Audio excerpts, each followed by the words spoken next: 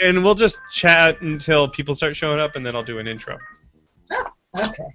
Mm-hmm. Oh, this is cool. So. Meanwhile, trying to avoid not eating my tiny hard drive. Oh my god. Well, it's okay. I have ramen noodles, so.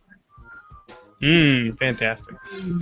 I try to avoid getting footage of myself eating on the internet. I don't know if I need that out there. Oh, you get that like sucking on noodles face. Feel embarrassed. Let's see if I can liberate my RAM. I have a qualm. I actually was running a live stream during my build day, and I had a full day. It was like 9 hours straight, and it just turned into cooking with Fev, and I just made like an all-cheese lasagna and sushis. So I could even do that again. I miss doing that. So. But we do have and I have a new camera, so I could do that. Yeah. All right. I think I have all the pieces for my new little machine box. So you're gutting it right now, or is no? this I have to put in all the pieces. So I've got two RAM sticks here, and then these other little doodads here. So there's all of those things. That's how much room they take up. That looks like something you're supposed to implant. Yeah. Oh, I can use that. A little memory upgrade. Some wireless connectivity. Just stick it into my neck. Where's all your videos? This thing is so cool. Yeah, congratulations on your book. Thank you. In print. Yeah, I'll talk once we get into the show proper. I'll talk about it. I have it right here. Woo! It feels so real. It smells real too. Real. Oh, it smells like bulk printed. Color prints. It's like a fresh car. Yeah. All right. Looks like people are showing up in the live stream, so I'm gonna get us started. You ready, Lee? I do believe so. All right. I guess hey everyone. Howdy. Welcome. It's Thursday evening, and that means it's time for Prop Live, this show that we do every single week here from Punished Prop Central in Seattle, Washington, where we take your prop and custom making questions them and answer them to the best of our abilities. This week, we have, actually, Lee, you were one of our first guests when we started doing the show over a year ago. First guest. Yeah. Welcome, Lee from Fev Studios. Hey, Lee, how's it going? I'm doing great. I'm Lee, and I have Fev Studios, and I make props, like build and build stuff. Oh, yeah. Do a lot of live streaming, and, you know, it's been real busy, so. Totally. If folks want to check out what Lee has going on, go over to fevstudios.com. Really nice looking website there, Lee. I like what you've done with the place. Oh, thank you. I know it's been an improvement. I had a messy little HTML disaster, and then a modded like WordPress site, which was modded so badly that when I did an update, it crashed and burned. Oh, no. Yeah, so I built it up from the ground, and I'm pretty happy with it right now. So cool. You should be. It's fantastic. Folks, head on over there, especially look at like some of the raw kits that Lee has. Like, I don't even know what this gun is from, but I want it. That's from an anime. I think it's an anime or a game that became an anime. Oh, no, what's that one with Archer? It looks like it's from an anime. I think it's from an it was Fate Stay Night. There you go. Thing, and it's one of the characters has Haseo. He has a pair of these things, and it has a big blade on it and everything too. But that was a really fun. You've got the Tomahawk kit in there. I actually have a video of me putting together that kit. We'll put a link to that video in the description of this show so folks can watch it out. But I have that upstairs hanging out, and it's one of my favorite things that I have. Yeah, it was a nice, quick and dirty build. I mean. Oh yeah, I put that together in just a couple hours. And you've also got the bear hat, and that will be mine one day. That's like a party hat. You totally need. Everybody needs a party hat. Yeah, everyone needs a bear hat. So anyway, everyone go over to fevstudios.com. Check out what Lee's got going on over there, and also look up Fev Studios on Facebook. You can see when Lee is live streaming from her shop in the Georgia area. Yep, where the weather is like Six Flags. Whee! Lee, what have you been working on lately? Oh, so this past week I'm actually trying to burn this out because I have commissions lined up. I'm so excited to work on those. But Monday I'm starting on them. So in the meantime, these next couple days, I am trying to finish burning out this. This is who's this guy? That guy with the Iron Bull? Iron Bull from Dragon Age Inquisition, and this is his tenderizer pulverizer axe called Devil's Edge. And yeah, it makes bloody splats out of everything. It's pretty awesome. It's like my favorite weapon. What is the bulk of the material you used in that? Okay, this is actually made out of the core is EVA foam, and then I coated it with Sintra and dremeled out the fancy cameras over there, the swirls. Oh, we know you love swirls too. So, but you know, since this might be a little bit uneven, I just poured a little thin coat of resin into the swirls to smooth everything out. And these are little spikes that I cast out of resin. I used little paper molds that I just cut out and taped together. You can find like a super quickie, easy, lazy, cheapo tutorial on my Facebook page for that. So it's a good, cheap way to go and make these. I had to do 39 of them. So there you go. Yeah, you don't want to have this coat. You don't want to mold one and then pour a little tin. Yeah. So, I like everyone knows the number of the things. So I made a mace from Queen's Blade, and I know that mace has 13 spikes on it because I made 13 of them. Yep. So actually, I tried out a little something different when it came to doing the edges of the tenderizer end.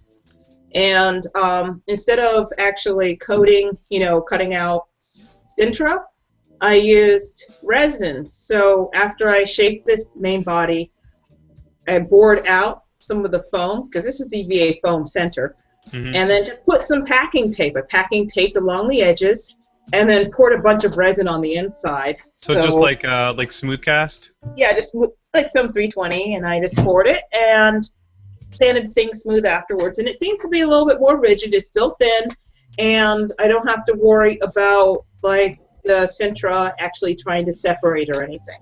Yeah. So, cool. And when it comes to like textures, I just ran into the backyard, got some rocks, so just beat it with a rock. There you go.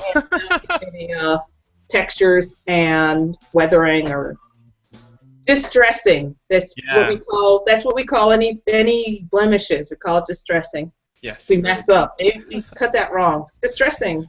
I've been distressing my Titan armor a lot in the last day and a half. Really, really cool. So you said you've been working on that on your live stream a bunch, right? I've jumped in on a couple of those. Actually, instead of live stream, I signed up to a Twitch.tv channel. It's under Feverion 1, FEV, Frank, EVEREON, numeric 1. It's like my old, before I switched to Fev Studios, because no one could spell that. But apparently Fev Studios was taken. I have like just in TV before they merged, and I can't use the account. So boo. Well, we'll put a link to that channel in the description, so folks can check that out. Yeah, I've been doing that a lot there, and I have like a little fancy OBS with the chat in there, so you can talk to me, ask questions, listen to the terrible audiobooks that I listen to, and maybe some good ones. So I've been busy. So I'll be doing a few more. Be doing a Dragon Age Inquisition prop, another one, Silent Jenny, which is a commission, and then a Crazy Gun from Barbarella, and a Whiterun shield, which is all right. I wanted to do a shield, and the guy asked me, and I'm like, hey. So I'm doing a Whiterun shield. So those are like my projects. I am looking forward to checking those out when you're working on them. Before we get started, we have people who are starting to ask questions. If you're watching live in the event page, there's a Q&A app you can use to ask questions there. Before we get going, I have a couple things that I want to chat about. First, we have the Foamsmith print book. Yay! 184 glorious pages with like 500 photographs in it. Put together by my amazing wife, Brittany. She's so awesome. We are doing... Plus one endorsement. I have the 3 books in format, and they're amazing. They're so informative. I mean, I just started getting into foam, and it's saving me a heck of a lot of time. So awesome. Glad to hear it. So if you go over to punishedprops.com, you can pre-order it now. Pre-orders are going up for this entire month. Then at the end of the month, whatever pre-orders we get, we're going to order them and then mail them out to you guys. And then we will sell them like normal on the website after that. And also, I'm going to be at a whole bunch of conventions selling them in person, too, including London Super Comic Con next week and Emerald City Comic Con 2 weeks after that. If you go to punishedprops.com, there's a convention appearances tab where you can see where I will be over the next couple of months. Also, we updated the Patreon page for this show. So you guys have been awesome in supporting the show so far. And I changed it up a little bit. It's going to be a weekly thing instead of a per episode thing because I want to do more content per week if we can. And then the people who have already joined up on the show, who are supporting it already at patreon.com/punishedprops, they won't be charged more for it. They get charged once a week like they normally would be, but hopefully they'll be getting more content. And it's up to you guys. Now, I've been doing a lot more live streams from the shop. But the problem is that it takes a lot of time out of my schedule. But fortunately, if you start meeting some of these goals in the Patreon, then we can start doing that even more. And in fact, I did a couple of them recently doing my Titan armor. We'll have links to those in the description so you guys can go check that out. If you do go over to the Patreon page, check this out. Huge announcement, guys. The goal to turn the show into also an audio RSS feed so people can listen to it via podcast. We just hit that goal like today, which is really, really exciting. So we're still doing the normal video show like we are right now. It'll still get archived on YouTube so you can watch it later. But also it's going to be an RSS feed as an audio feed so that you can hear it in your ears on your favorite podcast catcher. So that we'll start getting that set up in the next week or two. So anyway, thank you everyone so much, especially folks who have already been supporting the show. And if you're watching the show and you want to see more of it, consider contributing a little bit to the Patreon. Thanks, you guys. All right, let's answer some questions. You ready, Lee? Yep. Wait, one more quick thing. The money that we've gotten through Patreon over the last couple of months already, I've started to invest it into improving the show. So this right here, believe it or not, this tiny thing is the new live stream computer. Bruh. It's a teeny tiny little thing. And that's thanks to you guys. Thanks to the people who have been supporting the show. We've got this new computer. I'm going to get it all wired up with a couple computers and everything. And it's going to be a mobile rig. I'm going to bolt it to a board so I can take it from the office into the shop and back to do more like mobile live streaming type stuff. So thank you guys. This thing is awesome. All right, I got to come up with a cute name for this thing. What? All right, here we go. Let's answer some questions. First question. This one's from someone named Lee. Not that Lee, a different Lee. Once you have finished your first set of foam armor, what can you expect from it at a con that a test wear around the house won't tell you? What should you be prepared for? More people. You will sweat. Like, foam armor does not breathe, so you are going to turn into a human lake by an hour or so into wearing it at a convention, because you're around, like Lee said, you're around all those people. Also expect, when you tell people that your armor's made out of floor mats, expect them to want to touch it, because they won't believe you. And especially if it's Lee. Lee will definitely touch your arm. I know. I remember stealing your crotch piece, but we're not going to talk about that. Yeah, so expect people to want to touch your armor and expect it to sweat a lot. All right, here's a couple of good leather working questions. Lee, by the way, does a ton of leather working. So here's one from Vincent.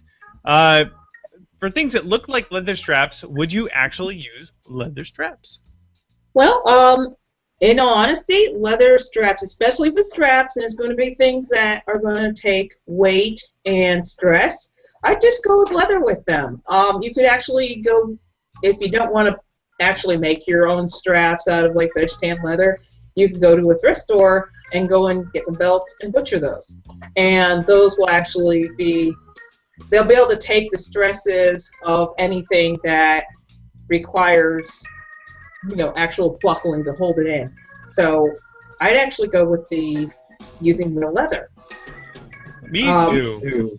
I've Yeah, done. the foam will go and tear apart if it's like, say, trying to hold in your corset or something. So I've hot glued leather to foam floor mats, and it works really well. So you can make a real strap out of leather and then just hot glue it under your foam armor. That actually works really well. I'm zooming! Yay! Another leather question. What's the secret to making leather gloves? A question from Mikhail. I've never made leather gloves before. Have you, Lee? Sparkle dust. Actually, no. There's a friend of mine, because I don't do as much by way of clothing as I do armor and plating and shields and things like that. But a friend of mine who's Catherine Jones of God Save the Queen Fashions, she does a lot of leather. Chrome tan leather is one of the things you definitely want to go and use.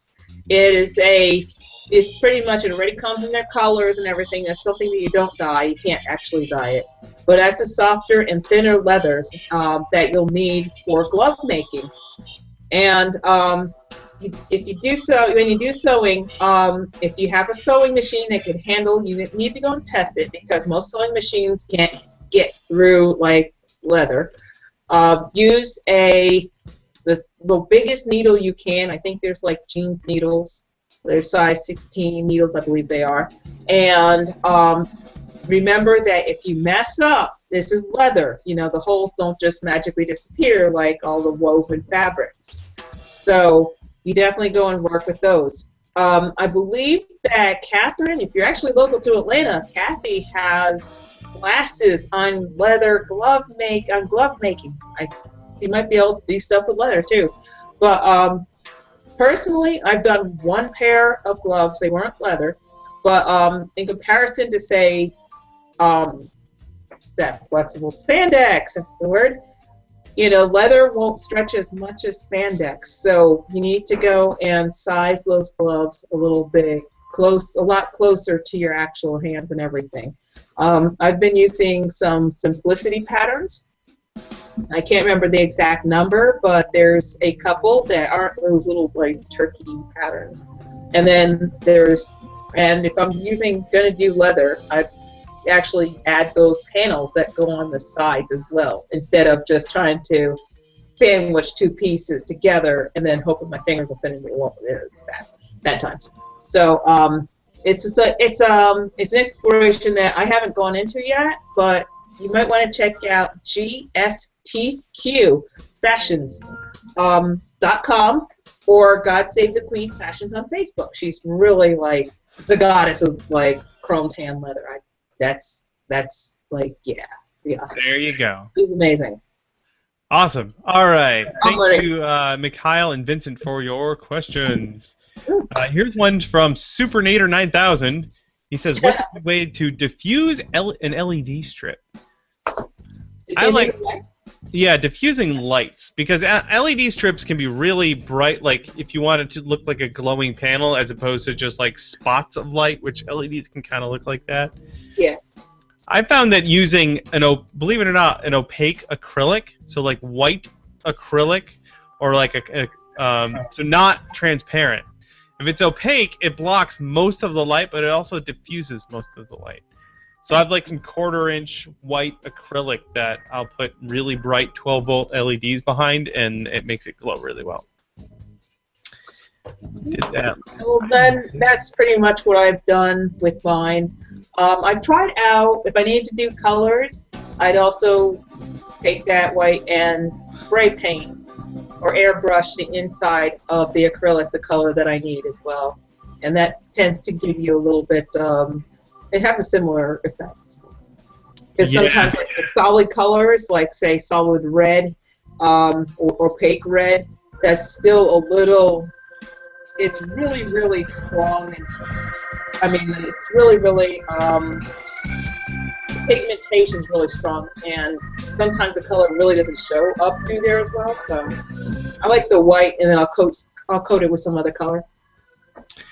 Yeah, this helmet I did here, all of the white areas, it's hard to tell in this photo, but all the white areas are glowing, and I put 12 volt LEDs in there. The eyeballs have little rings in them, rings of lights that I bought pre-made. And there's a cone behind there to keep the LEDs a couple inches away from the surface they're glowing. So the further away your light is from the surface you're trying to make glow, the more diffusion you're going to get to. So just move it away a little bit. That'll help. So I got to ask you a question about that. How have you been spacing the eyes so you could still see out of that thing? There was a very little bit of a slit in the eyes, but they really couldn't see. I did. I had a really great plan. I put it all together, and I put it on my head, and I was like, I can't see shit. Yeah, I mean, I had done a mascot. I wish I had a picture of him. I had done a mascot with interchangeable eyes. And, you know, there was no place to actually put eye holes other than, like, a couple, like, really tiny slits. And I was like, yeah, you guys might need a handler. Make sure this guy stays in place. So. Yeah. All right, let's grab another question. This one is from Kyle. He says, "What's your process for cherry picking your commissions? How do you deal with requests that you unfortunately have to turn down?" Which is, by the way, Kyle, most of the requests that I get end up not panning out. It's just a matter of it's just a really, really crappy ratio. Yeah, I mean, I know personally. Like, especially during my more peak, because I kind of, like, cut back on commissions for about a couple of years, outside of, like, doing work for God Save the Queen Fashions and a couple other people. But once it started picking back up, it boils down to being able to do their budgets for me. If I have interest, if I have, like, 10 commissions, they're all fantastic ones, and I mean, I'm one person, I'm, like, one chick in a basement making things. I mean, there's only yay many commissions I could take. So I have to go and choose. Sometimes it boils down to my interest. If someone says, hey, I'm going to, you know, pay you really well for this one, I mean, that might take precedence. Yeah, that one is very rarely does it happen. But when someone does say, I have this pile of money that I'm just waiting to throw at someone, that could be a really great motivator. I'm doing some commissions for that. I mean, I'm just stop the presses. I'm doing commissions. Yep. So it boils down. If I have something that's about the same time, they're offering the same amount, and one is from Skyrim and the other is from I don't know, Pokemon. I'll probably just take the Skyrim one. To be honest. Yeah. You know, and then also, but at the same time, if that Pokemon one has some, like, really crazy stuff that makes you think it's going to be, like, a really huge challenge and really catch my interest, I might do that. So it boils down to our personal tastes. I mean, my personal taste. Do this. It wanders. It wanders. Yep. All right, thank you, Kyle, for the question there. This one's from Matastrophic. He says, "There's no secret that prop makers use odd items in even crazier ways. I know I do, but as a result, I wind up learning about the damnedest things. So what I'm wondering, what is the strangest thing that you've inadvertently learned how to do?" We do work with lots of wacky materials. Oh, wow. That's like, That's a deep question. Yeah, that might be an introspection one that we might need to dig back to a little bit. Yeah, I know. I'm trying to think back on old projects and see, like, where have they taken me? Like when you're really desperate for a certain item and you know it exists and you go to like 18 different stores. Okay, so I think the closest one was this stupid little slidey thing. It's a little, like, had a couple magnets on the ends and ball bearings and a little slide. And I found this in, like, somebody's garbage pile when they were getting evicted, because that's the best place to get flat screen monitors for free. I had this thing. I just thought it was cute. It just kind of shook around a little bit. And I held on to this for 4 years. And then I used it in Hidden Blade. So I'm like, I kind of feel pretty good about that. And then, because most of my stuff is not as much as like the craziest thing like that, but it's just like things that are hidden. So if you see my dude on a stick over here, he's kind of sad. So all my stuff is like, there was like one of those stands for, like, you know, your medical bag, like for fluids, whatever. And sadly, a neighbor passed in my apartment, and they left it out there. And I asked if they were going to use it. So now it's a paint drying rack, and my dummy's still standing on it. So all my stuff is haunted. So oh my, all my stuff is haunted. So yes, IV stand. So I think that's probably the worst of the stuff in my shop.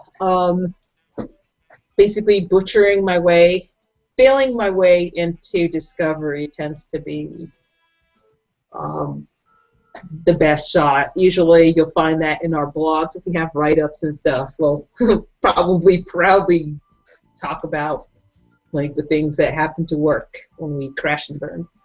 So Bill has a blog. I have a blog. He's updating. So. Cool.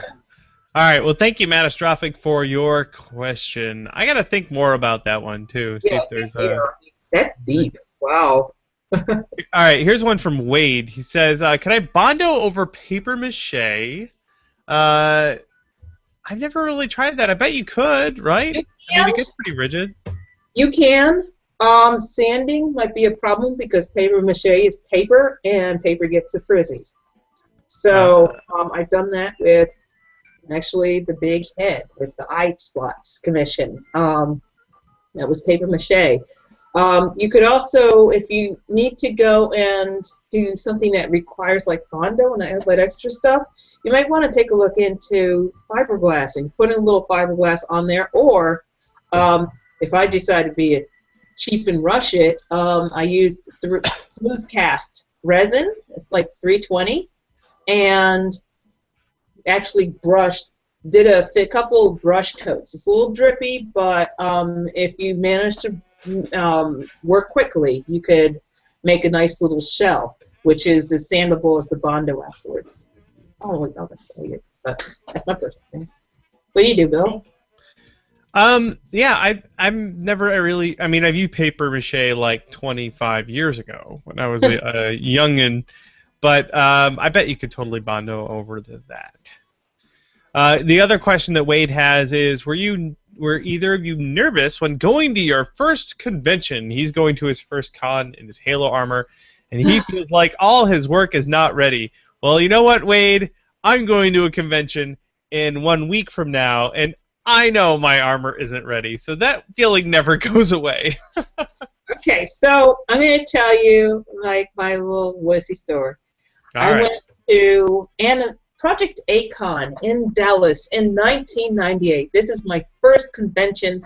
This is the first time I left Georgia since I moved there, and actually went on a road trip to Dallas. And I was scared. I was actually I had some PJs, and I had some PJs that I converted to look like a Halmaru cosplay from Samurai Showdown. I thought he was awesome. And I got to that hotel, and we didn't have a room. We were sleeping in the van. We were totally just, yeah. I went to the bathroom, and I cried for like 7 minutes. I was so scared. I'd never done this before. And, and I said, you know what? I'm going to just throw on my costume. I'm not Lee anymore. I'm Halmar. And it was like the most awesome shit in the universe, part of my English. So you know what? If you ever feel nervous, you're Master Chief now. You're freaking Spartan. Oh, yeah. Just own it. Live it. You're That's Spartan. right. There you go. That's some great advice there. Wade, you're a Spartan. Master Chief. You're a Spartan. And a Spartan is going to think that's... you wouldn't even have to... No one will even be trying to kill you. You'll be fine. Yes, people want to get pictures with you. You're good. All right, here we go. Here's another question. This was from one of our regulars. It's Kiwi. Hi, it's Kiwi. I was at a con last weekend, and there was a guy in the trade hall selling his own props. Have you ever done that, and to what success? I have never sold props like at a live show, but I bet you have. Have you, Lee? Yes, I have. Oh, yeah. Well, before I started doing prop building, as a gig versus I just want a sword. I was doing 2D art, like prints and illustrations and things, and which those are available on your website. It's now. Yes, they are. FevStudios.com, everyone. I find them too, and I started just making some props on the side. I was like, oh, gee, I need like a table bait, and I don't have like a booth bait, and I'm not a booth bait, so I made a gun from Trigun. And people started asking about it. So after a while, I try to balance the two, and actually, it's kind of like a mixed bag. Now, if you actually have a combination of 2D and props, the props will be a strong distraction to people. So, but since if you're doing a prop from a game or something, an accessory from a game, keep in mind that many of the people who will be interested in it will be, the number of people will be very narrow. So when I did, say, Assassin's Creed insignias, like these little fancy things right here, Assassin's Creed fans, or especially Assassin's Creed cosplayers, might be very interested in it. However, the cost of one of these, it might be possibly prohibitive for them, or they just might not have planned for it, going to a convention. Sometimes I actually had a few people actually pick these up, and it's awesome because I'll install it right there, right on the costume. But they're very costume specific. So, don't expect to be as successful as selling prints of Ezio, like shanking somebody or something. But there is a market. As long as you give people forewarning and let them know. But it's not as easy as, I can't say easy. Yeah, it's not as easy as, say, bringing prints, because these also take up a lot more space. So you got this, and then maybe a back plate, and that takes more space than like 50 prints. So it's a little bit, it's a very difficult thing to juggle. It's very challenging, and then some conventions have 2D and 3D rules as well. If you're in the deals room, that might be a different story. You might have more space as well. So there's a lot of things to consider. Maybe I need to go and write something up about that. I'm going to go write that down, because I could probably write a blog on that. That is a fantastic idea. So I have never sold physical things, but I will be selling these books at the upcoming conventions I have. So I'll see what that's all about. I never really. Yeah, fine, Bill. Oh yeah, I've sold. See, I can sell things. Of course, the most experience I have selling things is as a bartender, and I kind of have a captive audience there. Yeah.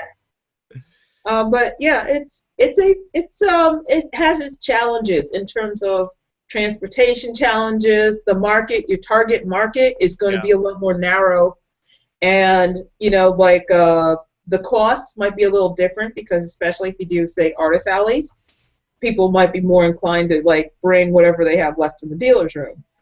into the alley, or they're looking for specific artists. So actually running across something that's pricey, and then unexpected is another thing to overcome.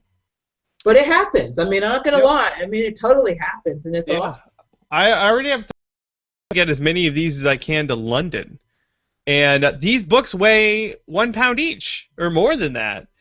And I have luggage. I'm just gonna bring it in my luggage. So I was like, carry-on. Okay, so I'm gonna tell you this. No, in my checked luggage. I'm gonna give you advice, Bill. So, because I toted at conventions, 163 pounds of stuff. Now, it's going to take your back, because all my prints go into my book bag, and you just stack all your prints into your book bag, all your books, and pack them as many as you can. I'm going to warn you, that's the thing. Even though it says 35 pounds in the carry-on, they never really weigh it, so just make it look like it's less than 35 pounds when you put it in there. Yeah. Good. So you got those are the logistics you have to figure out if you're going places. All right, let's grab another question here. This one's from Kevin. He says, "Hey, inspired by the Foamsmith trilogy, yay!" He's been working on some foam armor. He usually gets pretty clean cuts, but he's having trouble with tight inside curves. Any tricks or suggestions? If you have a scroll saw or a bandsaw, I would use those. A scroll saw is actually really, really good for that sort of stuff. But they also make these curved, really thin curved blades for carving, for like wood carving. And what I'll do is, like, if this is the piece of foam like this, instead of cutting through it, I'll stick the blade all the way through and like seesaw it around a tight curve with that really thin curved blade. We'll put a link in the description to the curved X-Acto blade thing. So another thing, because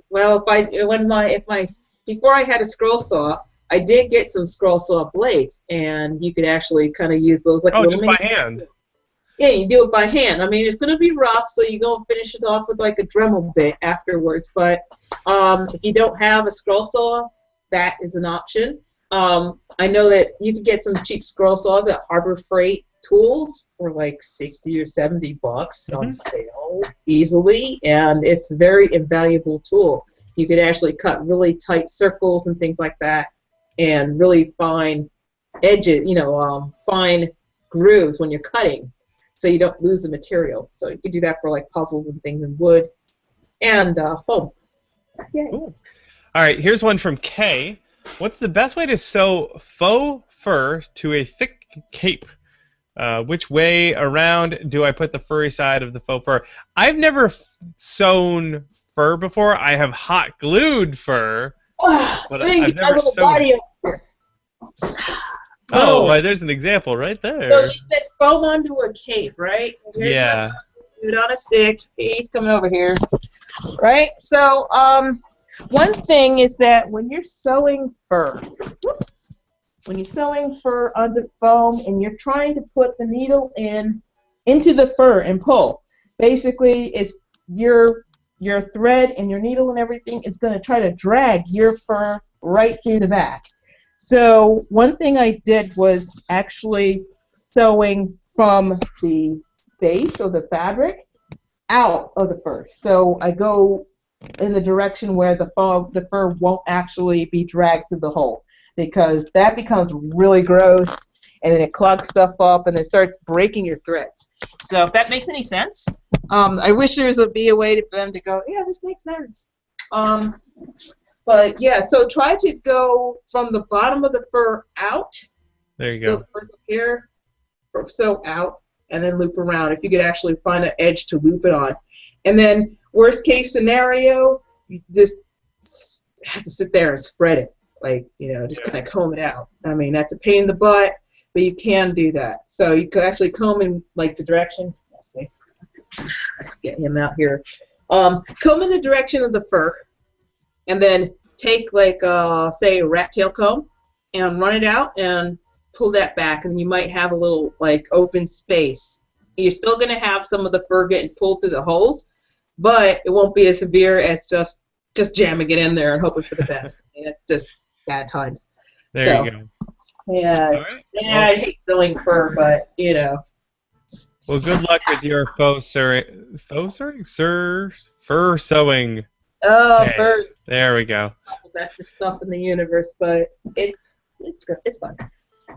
Okay, here we go. A couple questions here from Kat. First one is, how are your foam cuts so clean? Keep your knife really, really sharp. I have a sharpener and I have a blade, and when I'm cutting, like this is, let's say this is the blade. It's a really long blade, and this is the foam. I have that extending like blade. I try and cut with as shallow of an angle as possible. If you have the blade like this, you're pushing the blade through the foam. If you had to have it at a sharp angle, you pull the blade through, and that causes less tearing. And you may make a couple of really long cuts with your blade and then run it through the sharpener again, just to keep it razor sharp. Yeah, one of the things, because I also have to keep my tools sharp for like leather working, because that if something similar happens like that with those tools. So say I have a blade that has blades in it, a blade that has blades in it. A lot of places sell like jeweler's rouge or some kind of like polish, and you could use like a leather strop like this thing right here. I have this bolted to my table so I could be like Sweeney Todd. But if you just get a piece of mat board, rub some of this on there, and then take your blade and just do a few passes in each direction, you could get a really sharp edge, and this thing will last a ton of times longer than just cut, oh, it's bad, break. And this has like a much longer shelf life, and this is also a more solid surface than, say, a flexible strap, unless you glue it down to something. So I usually use like a piece of mat board and with some rouge on it, polish. That's jeweler's rouge, you say? It's jeweler's rouge or polish. It's like a polishing stick. You could get them at Harbor Freight when you have like car polishes. I actually, do I have the thing? I think I have an extra thing in here. But we'll make sure we put a link to those in the description. You can get that thing with like 2 blocks of like a copper-colored, more rough one, and a white, more fine grit. And for like $4 on sale at Harbor Freight. And it's fantastic. It turns your 3-pack of $1 box cutters into like a good half a suit. I mean, I could cut together half a suit of armor out of like 3 blades with this rouge. Life is good. Cool. Here's a question for Lee. For your ACB pauldron, I noticed that you cast it flat and then shaped it. How is that done? Yeah, so this is actually one of the things that's really cool about the 325 resin, or a lot of the ones that set pretty quickly, is that they're entertainingly floppy when they initially set. If they're like under like a 1/4 inch thick, maybe about 1/4 to at most 3/8 of an inch thick, you could still actually bend these things after they set, but before they fully cure. I mean, they'll cure so you could take them out of the mold, but then they still bend. So after I cast this thing flat, because it's easier than, say, doing some crazy 2-part mold, I could actually demold this when it's still flexible. So I literally peel this thing out of the mold, and I'll lay it, like, say, I usually use tin before the armor was on, and I just drape it over a dummy, and you wind up with it setting in its shape when it's completed. So that will save you a lot of time and work to actually sculpt the thing initially curved and then have to pour and spouts and all that other crap. Just pour it flat, curve it when you're done. I'm using for that like Smooth Cast 325 resin, and I've tried that with 320, but that seems to actually solidify a little bit faster. 325 still remains flexible for about, I don't know, like 10 hours maybe? still, you know, so if you put something flat down that's out of 325 and you put it over a curved surface, that thing will still curve for a while. So you have a good chunk of work time, and then once it's fully set, it's going to stay there. So it's really good stuff. You could also take a heat gun and make some fine-tuning curves. Now, if you don't want to go actually let it fully set flat and then try to take a heat gun, you're going to wind up with cracking on it. So you want to do that just after you pull it out of the mold. There you go. Cool. All right. Thank you for your question. That was... And my mouse is dead. I can't remember who did that one. Anyway, next question is from Lon. He's working on a bigger part. He wants to mold with a brush-on silicone. He wants to know, why would I choose Rebound 25 versus Rebound 40? I only have experience using 25. Lee, have you ever used 40? Oh, yes. I haven't used... I actually have some 40. That is... the 25 and the 40 refers to the shore hardness of the silicone. So your silicone mold is going to be more flexible. You could actually, you know, it'll like actually not compress as much if, say, for example, you want to go and put it in clamps or something like that when you're casting. So you're making a 40 is really good for guns. It's like actually better for, like, say, space guns and things like that than 25, especially if you need to have a two-part mold that you need to compress. You wind up with like deformities. So I really like to use 40. Like my Hasio guns, I boo-booed and used the 25 because I had it around, whatever. But you know, but when I clamp it down, when I clamp the parts together and pour my molds, when I pour the resin, you wind up with a little bit more deforming, which, you know, I found ways around it, but, you know, if you don't do that, you know, you're going to wind up with, like, a little bit, like, more bends and things like that. And that's how I feel about, I can't remember why I bought a bunch of Mold Star, like, 15 or something crazy, yeah, which is really squishy. Mm-hmm. And I use that to make all the molds for my, for a sniper rifle. Yeah, let me go and pull a 10. Yeah. So anyway, that I still have all these molds that I use for the sniper rifle, and it's tricky to mold that gun without it deforming because when you clamp the two sides together, it wants to compress a little bit.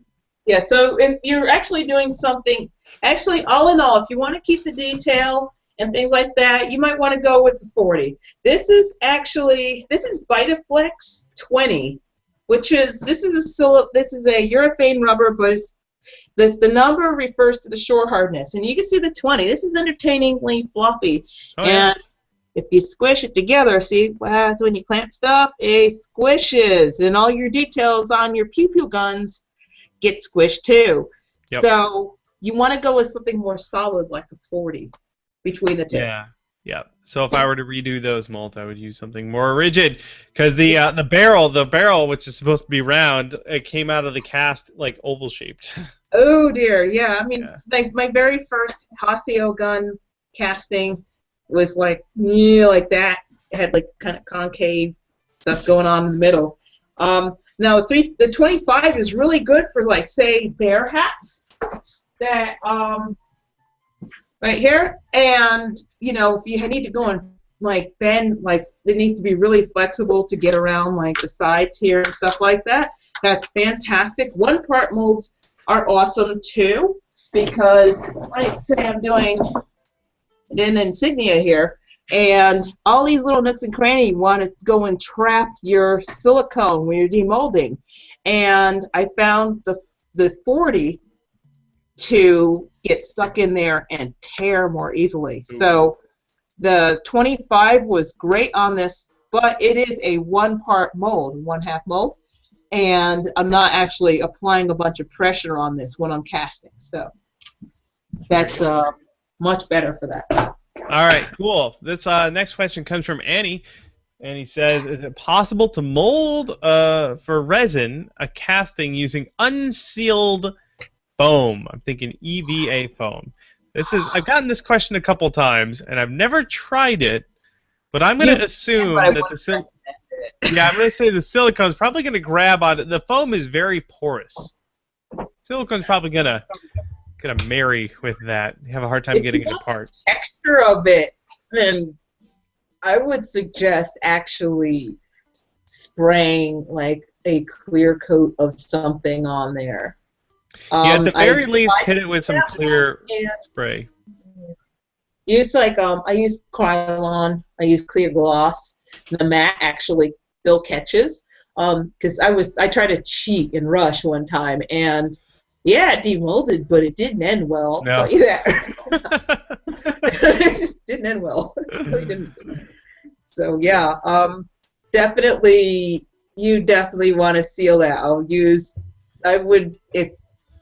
I'd suggest a triple thick, a Krylon, triple thick clear gloss. When you say triple thick, is that a specific type of Krylon or just 3 layers? Yeah, it's like clear glaze, and as triple thick as their regular stuff. Yeah. Gosh. But to be honest, if you actually do the molding, be very, very careful not to squish around in your foam. Squish your foam around when you're doing it. So. Yeah, look up triple thick crystal clear from Krylon. That's the stuff right there. We'll put a link to that in the description of this episode. All right, thank you, Annie. We got time for a handful more questions. We'll see how many we can get through. This one says, are there any instances where you've encountered where you would rather go through all the extra work of a real fur transfer instead of using faux fur? I've never used real fur before, so I'm going to throw this one to you, Lee. Hi. Okay, what was that question again? Have I gone? Well, Pierce is wondering if you've had any instances where you would rather go through all the extra work of using real fur versus using faux fur. Oh, okay. So what did you use for your bear guy back there? My bear gear was faux fur because it'll cost me about $450 in real bear to get the fur onto this armor. And if I was going to spend $450 to get real fur, I'd probably want to go and make these out of real metal too, and be too damn heavy to be at a con. But when it comes to faux fur versus real fur, it's not a heck of a lot different. Now with the real fur, it's leather, and that's going to be some thick leather, and it has to be treated similarly to like vegetable tan leather. And you need to go and pre-punch your holes, unless you have like a super industrial sewing machine somehow that'll get through it without taking that fur and clogging it. So when it comes to that, the difference between like faux fur and real fur, don't worry about the fuzzy part, is that the fur, the base that it's on, is not weaved fabric. This is actual leather. So that's a hide. And that actually would need to be sewn in a similar way as sewing together vegetable tanned or chrome tanned leather. And sometimes that will require pre-punching the holes, so you need some like punching tools and stuff. Or you could just like screw it, cheat, and just glue it down with some barge cement, which I would highly recommend over having to sew that crap down. It's evil. That's that sounds like something I would do. My Draugr is hiding back there, and all the fur on that is just glued right down. Yeah, I mean, like the collar on this gear. I don't know if you could. And the camera. This collar, this is faux fur. This is actually glued down. It's like wrapped around and like hot glued down.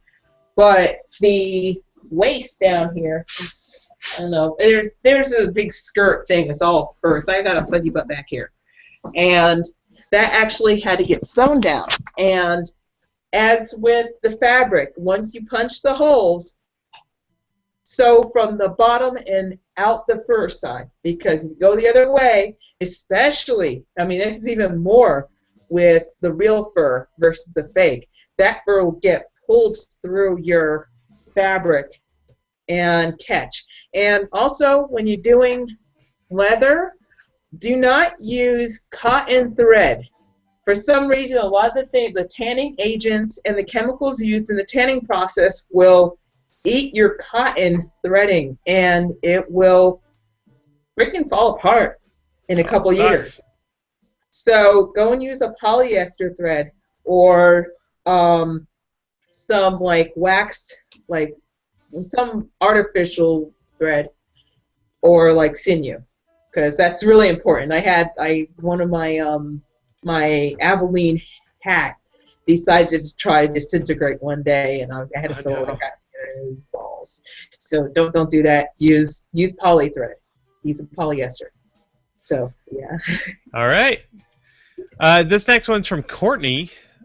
Courtney says, "How do you store all your costumes when they aren't being worn? Do you have a special cosplay closet or what?"